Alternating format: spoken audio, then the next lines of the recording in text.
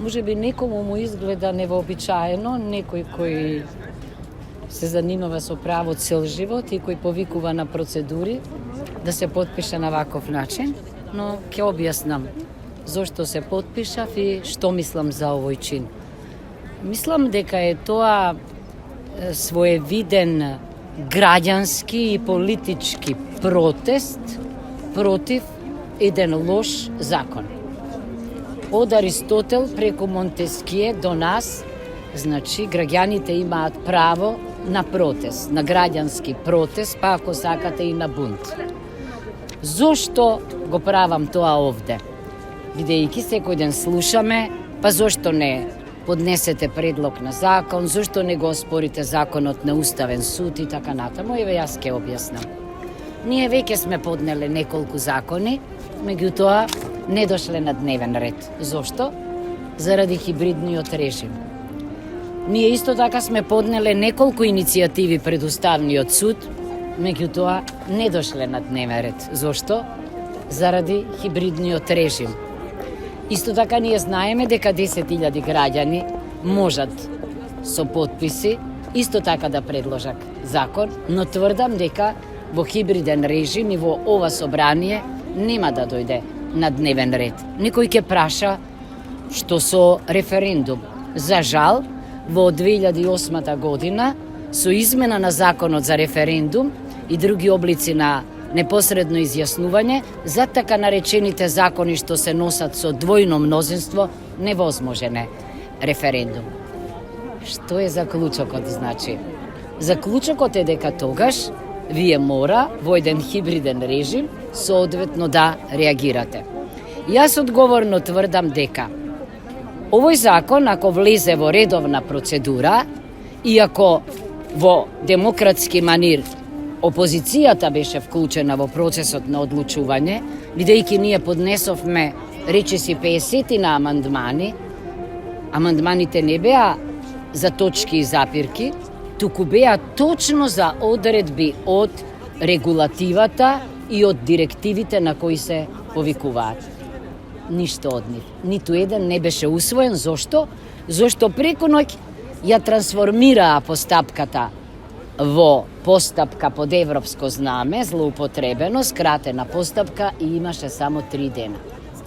Да кажам, би сакала навистина Европската комисија и Унија да реагира како што реагираше за законот за лични карти. Зошто? Еве живо сум заинтересирана за пример на земја во која на попис наместо резидентното население, она со постојано живеалиште, значи вие и јас кои тука го поминуваме денот во домот и остануваме тука да спиеме, токму таква е одредбата од регулативата. Дали има таков пример некаде каде што се попишуваат оние кои што се надвор повеќе од 12 месеци? Замислете ваков попис во Ирска или во соседна Грција или во соседна Бугарија или во Италија, колкав ќе биде бројот на жителите, односно на вкупното население. Зошто е ова важно?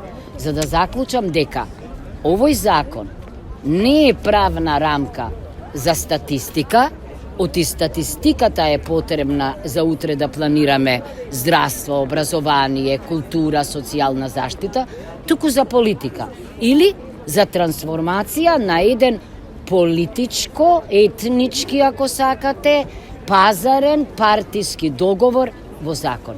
Таквите закони се лоши закони. Уште една поента. Еве нека ми каже некој дали има закон за попис, било каде, во регионот или во Европа, во која така нареченото најинформирано лице, поим кој нема врска со правото, може да ги даде сите податоци за отсутните, па дури и да ја декларира нивната етничка и верска припадност. Иако во сите меѓународни и европски документи само лично може да ја изразите етничката и верската припадност. И завршувам. Нека ми покаже некој закон во кој што заменик министерот има заменик директорот на Заводот за статистика, иначе политичар, има право на вето на одлуките што ги носи директорот. тоа не е политика во границите на правото и затоа јас, за да покажам дека граѓаните имаат право на пристојна, нормална, досадна држава во која владее правото, а не луѓето, дојдов овде за да подсетам дека овој закон е лош закон и дека се уште има време да се размисли за некој нов закон. Заклучувам, згора, уставна одредба е дека вие, јас, министрите, пратениците, лидерите на партиите се должни да го чуваат собственото здравје, ама и здравјето на другите. Јас имам дилема дали во ваква состојба кризна, каде што можеби 15 на држави го одложија пописот, далеку поорганизирани од нас, некој ми гарантира за моето здравје или дали јас можам да му гарантирам на оној што ќе дојде кај мене дека ќе остане здрав. Очекувате ли позитивен исход, дека ќе успеете нешто преку оваа иницијатива да постигнете? Видите, самата иницијатива по себе е еден граѓански чин и една соработка меѓу пратениците, опозицијата, се разбира и граѓаните. Зошто е тоа така? Затоа што ние ги представуваме нив. Јас се надевам дека ова ќе биде една од лекциите.